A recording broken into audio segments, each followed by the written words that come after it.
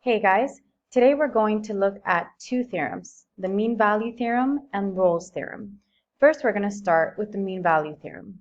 Now basically what the mean value theorem states is if f of x is continuous on the closed interval a to b and differentiable on the open interval a to b, then there is guaranteed to exist a value of c on AB such that f prime of c is equal to f of a minus f of b over a minus b. Now I put here that this should look familiar as the derivative is equal to the slope of the secant line. That's exactly what this is. This means that the derivative is equal to the slope, which we have established already at the beginning of the derivative unit that the derivative indicates the slope. Now there are two types of derivatives that we look at, or rather slopes. Here we have the average rate of change and the instantaneous rate of change. The average rate of change is the slope of the secant line, so you are given 2 points.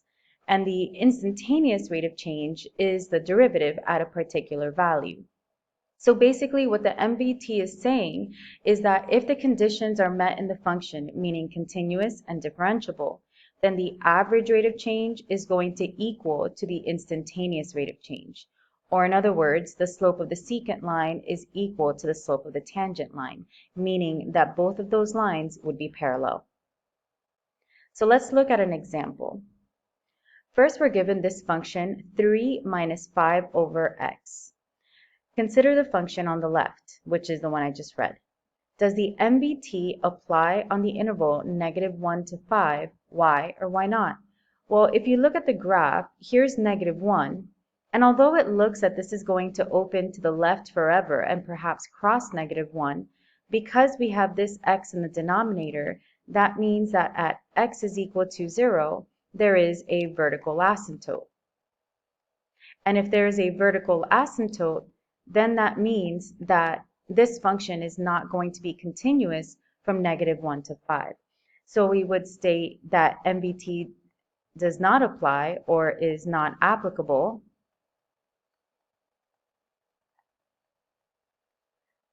because f of x is not continuous on that interval.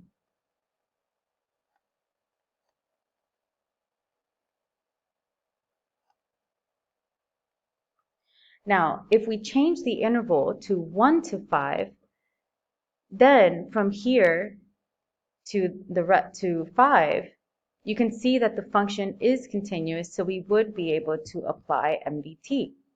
Now, we're going to go through the graphing part here as well, just so that you can see. But basically, what this means is that the tangent line drawn at some point on this graph is going to be parallel to that secant line. So I'm going to draw that secant line for you so we can then later draw the tangent line once we get the value of c, and you can see exactly how it would run parallel.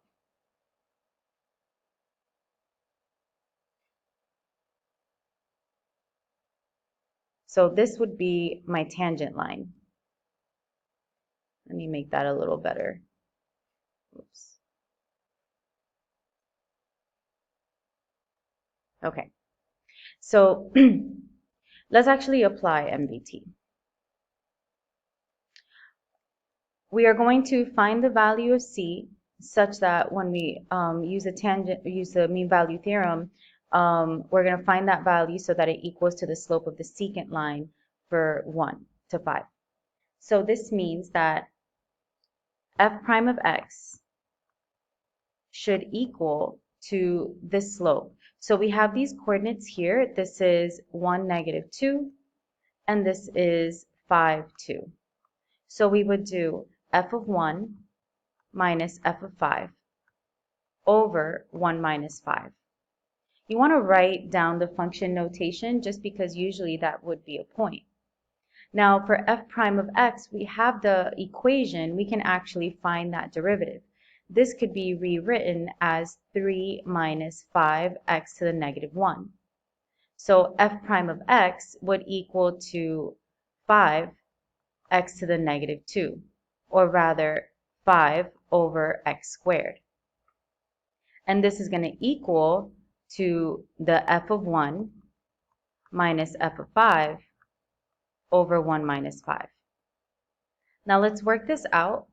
So 5 over x squared should equal to f of 1, which is negative 2, minus 2 over 1 minus 4. 1 minus 5, sorry. So 5 over x squared should equal to negative 4 over negative 4, which is equal to 1.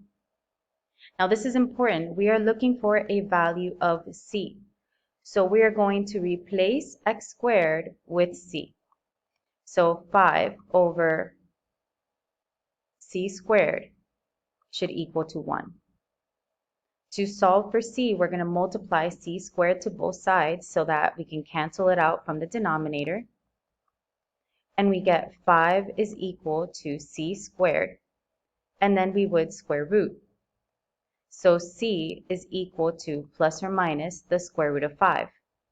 Now always make sure that your value of c is in this interval. This is only positive numbers, so from positive 1 to positive 5. Therefore, c is equal to positive square root of 5 and not the negative square root of 5. Now, if you think about what is the square root of 5, it's approximately 2.2 something something. So let's say it's like about right here. If I were to draw that tangent line, which I'm going to do right now,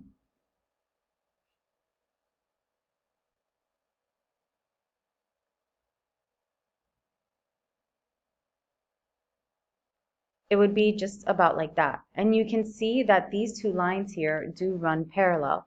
So this is true, that the slope of the tangent line is going to equal to the slope of the secant line. So that's exactly what mean value theorem is. And if you think about the wording of the theorem, right? Mean value theorem. Mean meaning like the average value. So when we're finding the slope, that's kind of like finding the average value of those 2 points. Okay. Now in this question, it says, explain why you cannot apply the mean value theorem for f of x is equal to x raised to the 2/3 minus 2 on the interval -1 to 1. So first of all, typically you won't really get a question like this. I mean, you have to be able to know whether you can even apply the mean value theorem. So I'm already letting you know that you can't apply the mean value theorem for this particular function. But that's because whenever you have a mean value theorem question, you have to check for both continuity and differentiability. First of all, this is a polynomial type function. And as we know, polynomial type functions are continuous everywhere. So this particular function is continuous. Now, the only other thing is checking for differentiability. So we're going to take the derivative and see what happens. So if we do f prime of x, that would equal to 2/3 x raised to the -1/3, and that's it, which can be rewritten as 2 over 3 cube root of x. Now, what does this mean? This means that at x is equal to 0, f of x is not differentiable because we would have 0 in the denominator, and we know that we cannot have 0 in the denominator. And 0 here lies between -1 and 1. Therefore, the mean value theorem cannot be applied because f of x is not differentiable. So we would say MVT is not applicable because f of x is not differentiable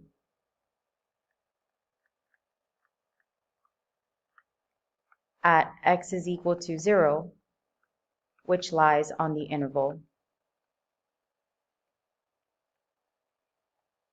-1 to 1. Okay, this next question states, find the equation of the tangent line to the graph of f of x, which equals to 2x plus sine of x plus 1 on the interval 0 to pi at the point which is guaranteed by the mean value theorem. So we have to find first what is c. And then at the end, we're going to write the equation of the tangent line where x is equal to c. So when you look at this particular function, it is both continuous and differentiable, since this function here, first of all, 2x and 1, I mean, that's, it's fine. And then sine of x is like a curve, so which is continuous everywhere. So this particular function altogether would be continuous everywhere. So that part is taken care of. And in terms of continuity, all of this, differentiability, we can differentiate this without a problem and be able to plug in any x. So we would state f of x is both continuous and differentiable everywhere. And this takes care of that condition of the mean value theorem. Remember, when you're doing any of these theorems, you have to make sure that you first establish that those conditions are met. So you want to write that out because that would be part of your justification. Now we're going to actually find the value of c.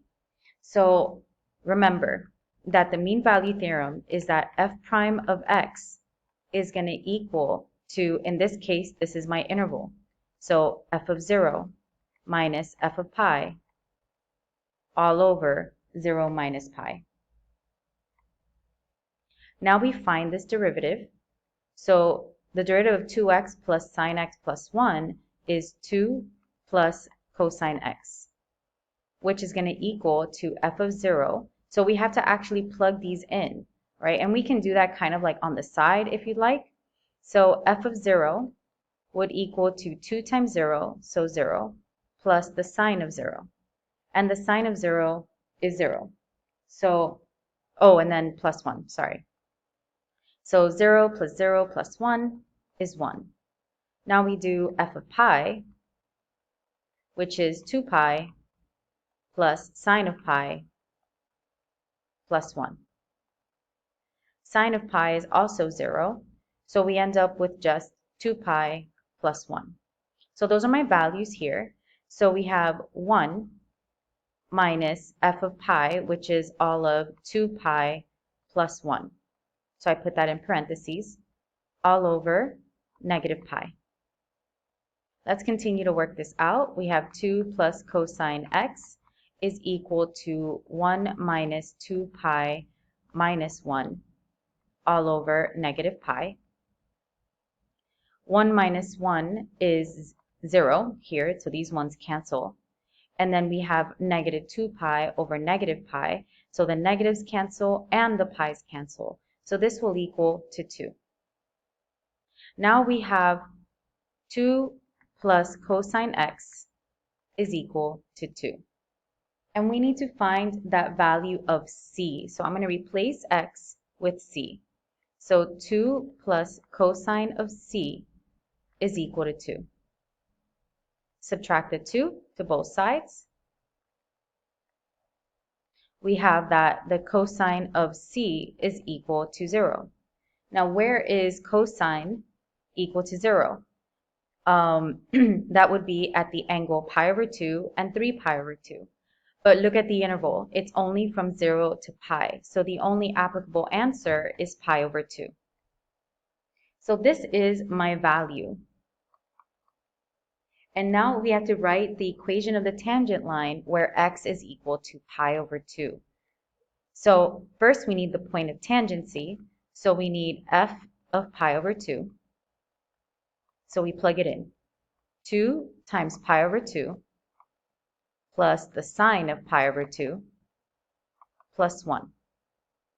Here the 2's cancel, so I'm left with pi plus the sine of pi over 2 is 1 plus that second one, so it'll be plus 2. So this is my point of tangency, which is pi over 2, comma, pi plus 2. I'm just going to label this here so we don't forget. Now we need the slope of tangency. So I need f prime of pi over 2. We had found the derivative over here, right? That's f prime of x. So that's going to be 2 plus cosine of pi over 2. Now the cosine of pi over 2 is 0. So my slope is just 2. So now my equation of the tangent line, here's my point of tangency, and here is my slope. We would write y minus pi over pi plus 2. So you can either distribute the negative or put the pi plus 2 in parentheses. Well, I keep putting pi over 2 or thinking pi over 2, excuse me. Okay,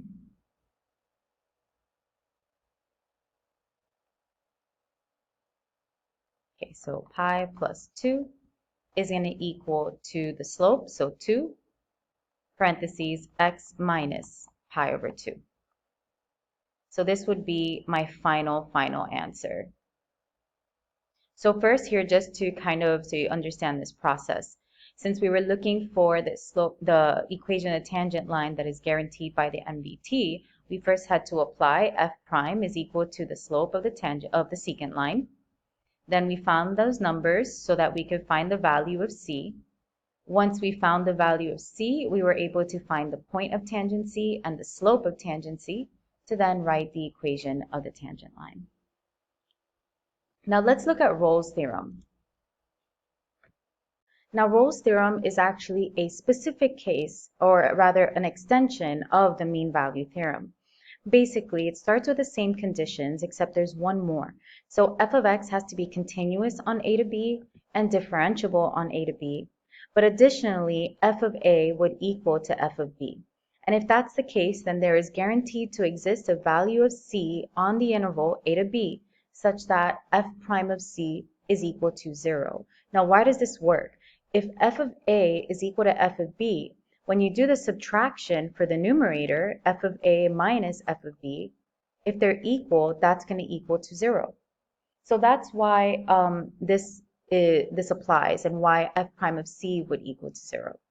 So we would have to do a couple things. We would have to check that the function is both continuous and differentiable, and then additionally check that the endpoints that are given to you in the interval are equal to the same number.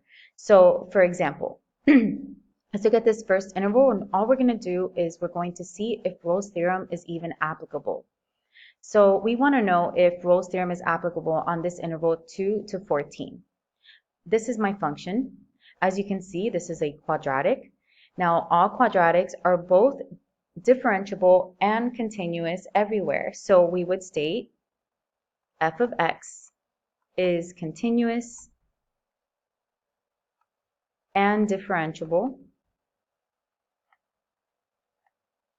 on the interval 2 to 14. So that takes care of that. You always, whenever you're applying any theorem, you always want to make sure that you state the conditions of the theorem have been met.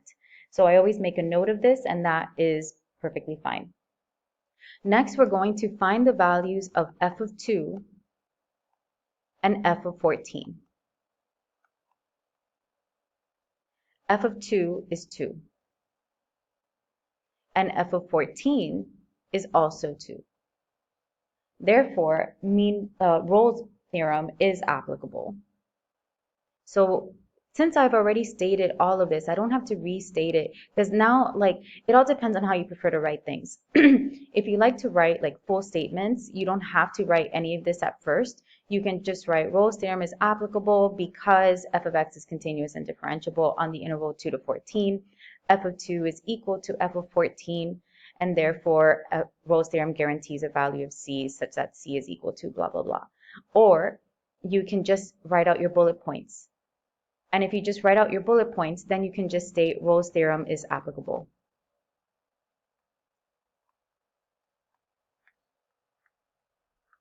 Because you have already stated in these bullet points all of the conditions that need to be met in order for Rolle's theorem to be applied. Now let's look at this interval from 6 to 14. So first we would state this function is continuous and differentiable on the same interval, on 6 to 14, because this is continuous and differentiable everywhere. But now if we look at the values of f of 6 and f of 14, f of 6 is 10, and f of 14 is 2. These values are not equal, so therefore we would state, although f of x is both continuous and differentiable,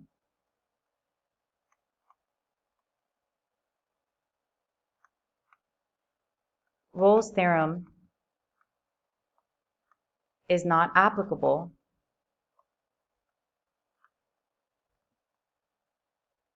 because f of 6 does not equal to f of 14.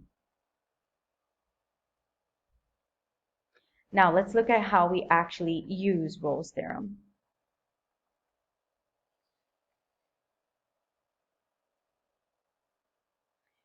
We have here sine of 2x over x plus 2 on the interval -4 to -1, and we want to check if Rolle's theorem is applicable, and if so, we're going to find that value of c. So first we have to determine if this function is even continuous.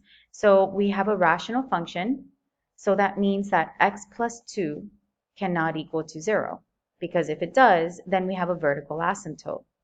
And if we solve, we get that x cannot equal to -2, meaning that at x is equal to 2, there is a vertical asymptote.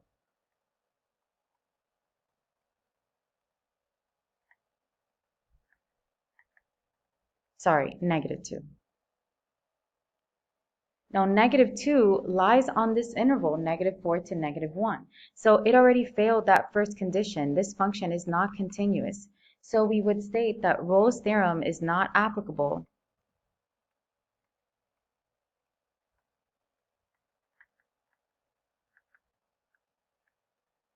because f of x is not continuous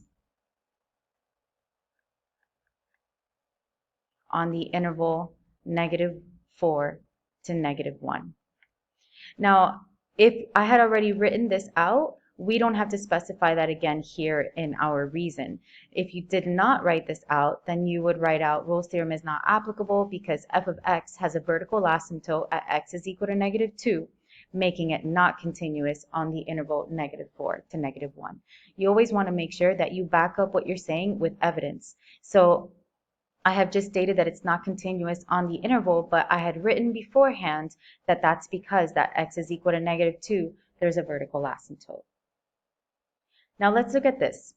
We have g of x is equal to 9x squared minus x to the fourth, and we want to see if we can apply Rolle's theorem on the interval -3 to 0. So first of all, g of x is a polynomial function, therefore g of x is both continuous and differentiable on the interval -3 to 0. So again, you always want to make sure that you state that condition of continuity and differentiability.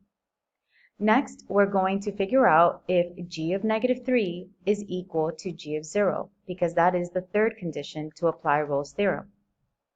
So g of -3 is equal to 9 times -3 squared, which is 9, minus -3 to the fourth, which is 81. This gives me 81 minus 81, so 0. And now we're going to plug in g of 0, which is basically 0 minus 0, so 0. Since g of -3 is equal to g of 0, we can safely say that Rolle's theorem is applicable. Okay, so now to move on to the next part of Rolle's theorem. But before that, I just want to reiterate something. So just by writing all of this out, this is already our reasoning, our justification for our answers. So if you do the bullet point style of your FRQs, you're pretty much done with writing out your reasoning. You won't have to write a whole statement at the end. But again, it's whatever you feel most comfortable doing. So now, applying the Rolle's theorem, once we've established all of these conditions, what this means is that g prime of c, whatever the value of c would equal to, is going to equal to 0. Now this is something that we have done many times. It's basically finding those critical numbers. So it's not any different. It's the exact same thing we've done, except we're replacing x with c, and now we're giving that process a name. So let's go ahead and find g prime of c, which would be 18c minus 4c to the third, and we're going to make this equal to 0. We can factor out a 2c from each term, leaving me with 9c minus 2c, 9 minus 2c squared. And this is going to equal to 0. So now we set 2c is equal to 0, and 9 minus 2c squared is equal to 0. So here we end up with a value of c is equal to 0. Here I would first subtract the 9, and we get negative 2c squared is equal to negative 9. Divide by negative 2. That gives me c squared is equal to positive 9 over 2. And then square root both sides, giving me c is equal to 3, because the square root of 9 is 3, over the square root of 2, plus or minus. Now, which one of these is actually correct? First of all, look at the interval from negative 3 to 0. Although this is the closed interval, that is based on the theorem, but c, the value of c has to be on the open interval, meaning that 0 would not be included. So c is equal to 0 is not an answer. Additionally, here we have plus or minus 3 square root of 2. The positive 3 square root of 2 is larger than 0. So my actual value of c is actually the negative 3 over square root of 2. And this would be my final answer. Now let's practice applying these theorems through what you would see for an FRQ. It says here, the functions f and g are differentiable for all real numbers, and g is strictly increasing. The table gives values of the functions and their first derivatives at selected values of x. The function h is defined as h of x is equal to f of g of x minus 6. So for part A, we're going to find the equation of the tangent line drawn to the graph of h when x is equal to 3. So first we need our point of tangency. So we need h of 3, which is going to equal to f of g of 3 minus 6. G of 3 is 4. So f of 4 minus 6. F of 4 is negative 1. So negative 1 minus 6 is negative 7. So that gives me my point of tangency of 3, negative 7. Now we're going to find the slope of tangency. So I need h prime of x. Now because you have f of g of x, that means that we have to apply the chain rule. So this would be f prime of g of x times g prime of x, and then the derivative of negative 6 is 0. So now we're ready to plug in the 3. So h prime of 3 is going to equal to f prime of g of 3 times g prime of 3. So that gives me f prime of g of 3, which is 4, times g prime of 3, which is 2. F prime of 4 is 3, and 3 times 2 is 6. So this is my slope of tangency. So my equation is going to be y plus 7 is equal to 6 times x minus 3. For part B, it says to find the rate of change of h for the interval 1 to 3. So essentially what that means, remember, whenever you see rate of change, that is the slope of the secant line. So we're going to do h of 1 minus h of 3 over 1 minus 3. Now h of 1, let's go ahead and solve that. I'll do that down here because we already have h of 3. We found that to be -7, but h of 1 we need. So h of 1 is going to be f of g of 1 minus 6. G of 1 is 2. So we have f of 2 minus 6. And f of 2 is 9. So 9 minus 6 is 3. So h of 1, which is 3, minus h of 3, which is -7, so plus 7, over 1 minus 3, which is -2. So this gives me 10 divided by -2, which is -5. Explain why there must be a value of r for r is between 1 and 3 such that h of r is equal to -2. So first we're looking for, here it tells us that h of r, not h prime of r. So if you're ever trying to find a value that is between 1 and 3, that would give us a y value of -2, that's the intermediate value theorem. So we would state here first, we have to remember the conditions of the intermediate value theorem, which simply, the first and only condition is that the function has to be continuous. And it tells you here that f and g are differentiable. And if it's differentiable, that automatically implies that f and g are continuous. And if f and g are continuous and differentiable, then that means that h, which since it is comprised of f and g, is also continuous and differentiable. So we would state here that h of x is continuous on the interval 1 to 3. And now we would have to find out if intermediate value theorem applies. So we have h of 1, we found to be, where's h of 1? 3.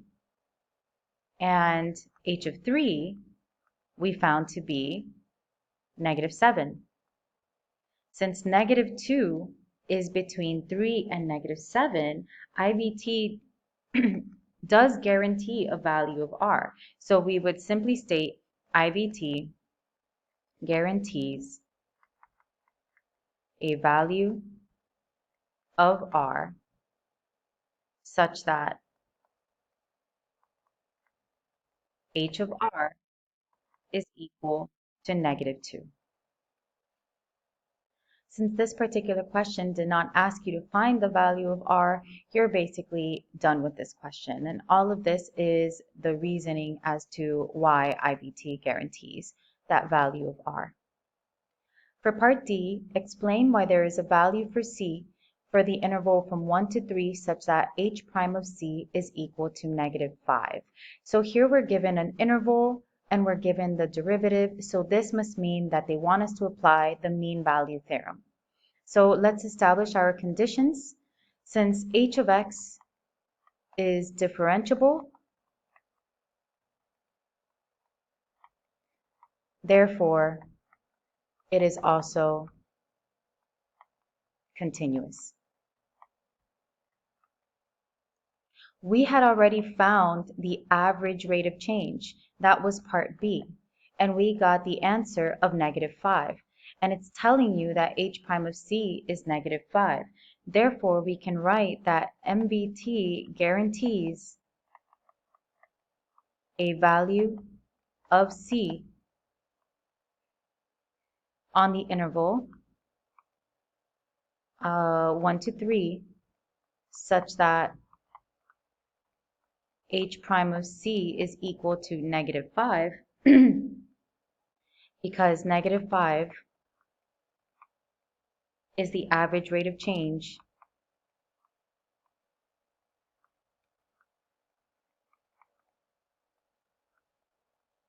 on the interval 1 to 3. Remember that that's exactly what the mean value theorem is, that the instantaneous rate of change, the derivative, is equal to the average rate of change. And they're not asking you to find the value of c, they're just asking you to explain why it's possible. Let's look at a calculator FRQ now. This question reads, the total order and transportation cost, C of x, measured in dollars, of bottles of Pepsi is approximated by the function C of x is equal to 10,000 times 1 over x plus x over x plus 3, where x is the order size and number of bottles of Pepsi in hundreds.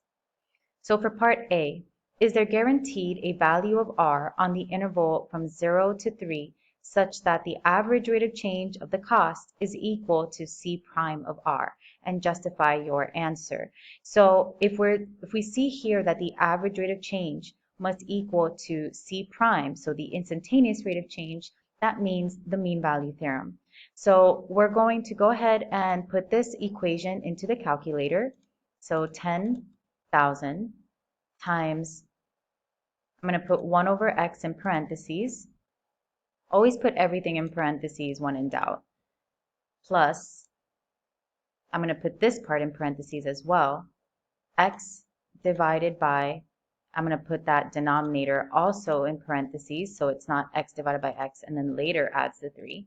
So I'm closing that for the denominator, closing for the whole fraction, and then closing that overall parentheses on the outside.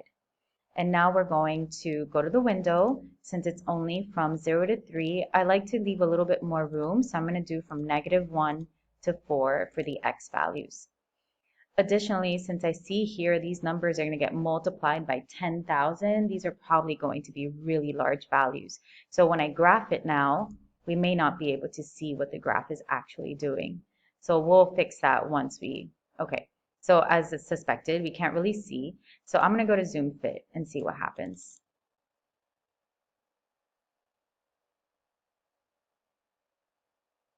Okay.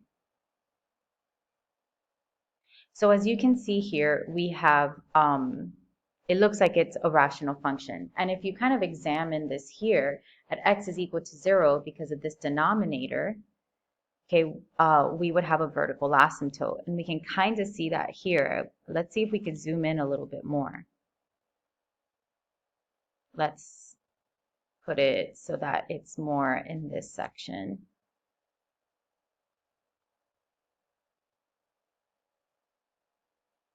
Yeah, as suspected, we have a vertical asymptote there at x is equal to 3. At x is equal to 0. So if that's the case, then that function is not continuous on this interval from 0 to 3. So we would not be able to apply MVT here. So we can state that since C of x is undefined or not continuous, however you want to say it, at x is equal to 0, then C of x is not continuous on the interval 0 to 3. This means MVT does not guarantee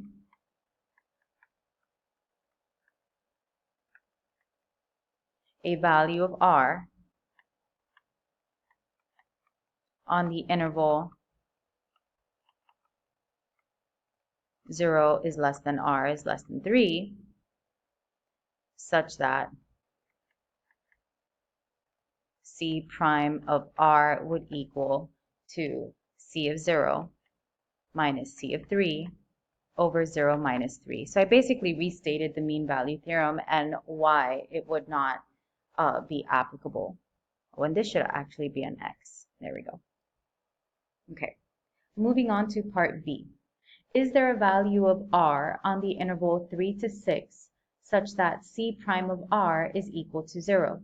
If such a value exists, then find r and justify your answer. So first of all, if we look at the graph here, it's not defined at 0, but let's adjust the window here. I'm going to do the window from -1 now to, let's do 4. So that, oh, actually, what am I talking about? It's 3 to 6. So let's adjust that. I'm going to do 2 to 7, just because I like to have a little bit of wiggle room. As you can see, the function is continuous that whole time. I know it's kind of hard to see. Let's see if we could adjust the window for the y values. let's do, instead of 25,000, let's cut that in half. So let's do 12,000.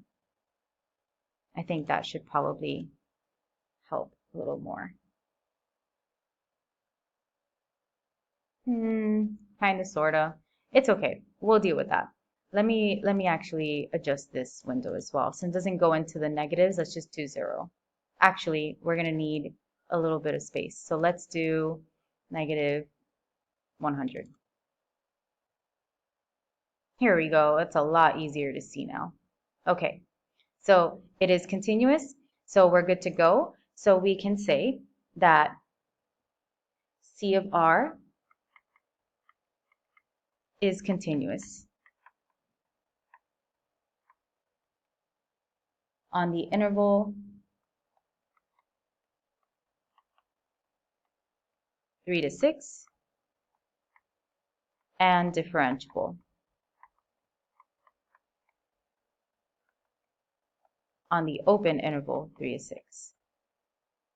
Since that's for mean value theorem, I should have stated this before, the condition is that it has to be continuous on the closed interval but differentiable on the open interval.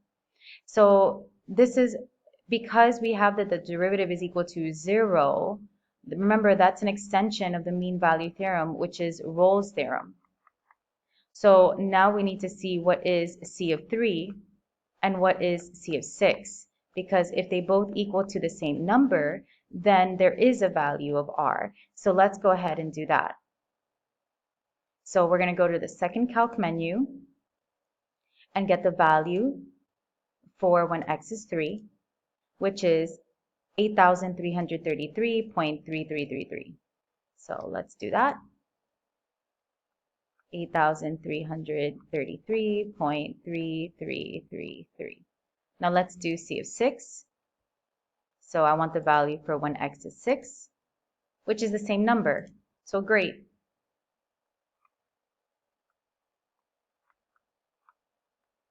Since these are the same number, this means that Rolle's theorem is applicable. Now to find the value of R, this means that we need the derivative. So we need to find what is C prime of x. So C prime of x is going to equal to, now let's rewrite this so it's a little bit easier to find that derivative.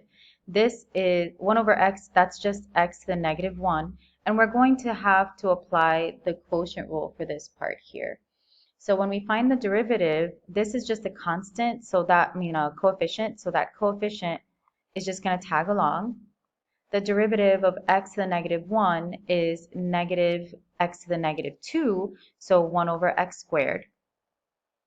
Plus, now I'm going to apply the quotient rule, so x plus 3 times the derivative of x, which is just 1, minus 1, minus x, and then the derivative of x plus 3, which is just 1. So this is fine, over x plus 3 squared. We can simplify this a little bit more, and that gives us 10,000 times negative 1 over x squared plus 3 over x plus 3 squared. So if we want to find when this equals to 0, we're going to have to graph this new function, our derivative function, and then look for the x-intercept. So let's go ahead and do that. So let's go to the y equals. I'm going to hold on to this equation just in case. So I'm just going to deselect it so it won't graph it at the same time. So this is 10,000 times, I'm going to open another parentheses just in case, negative 1 divided by x squared, close that parentheses, plus, I'm going to open another 3 divided by, now I'm going to open a parentheses for the x plus 3 squared, and close that parentheses, and then close that overall parentheses that was after the 10,000. And now let's graph that.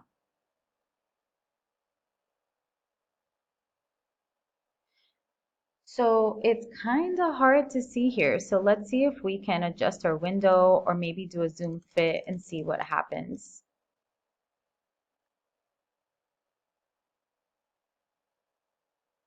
Okay, there we go. What we need is that x-intercept, which is right here. So now we're going to go to the second calc menu and we're going to find the 0. So the left bound now, because this equation is kind of in the way, it's kind of hard to see. We saw that the left side was negative, so I'm just going to move this over to the right until I see a negative y, so enter. And then now I'm going to move over to the right, and now I have a positive y, so that means that 0 is in between. And then, yes, sure, guess. And we get this value. So that is my value of, in this case, r. They asked for r. So we would write r is equal to 4.0980. I think that was the number. Let me double check. 4.0980. Yes.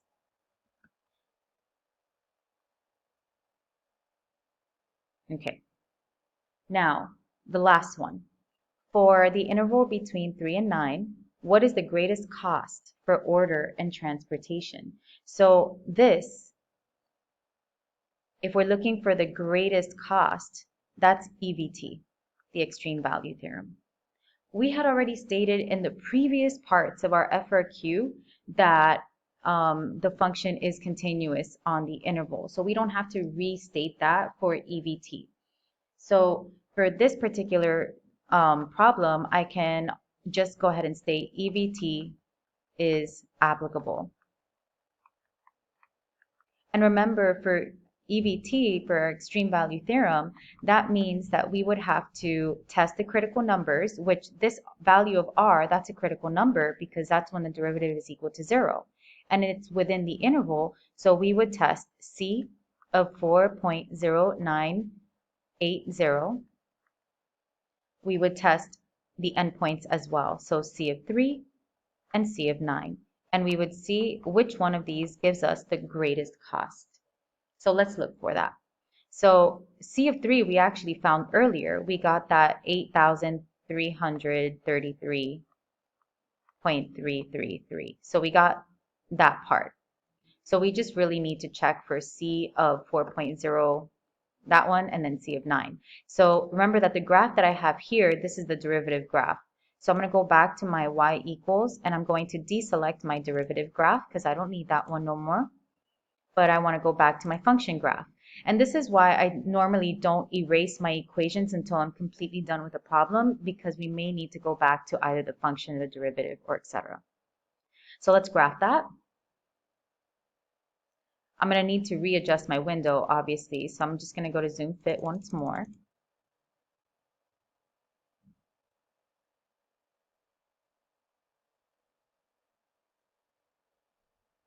Now we want to make sure that the interval 3 to 9 is there. So now I go to my window and I'm going to do 3 to 9.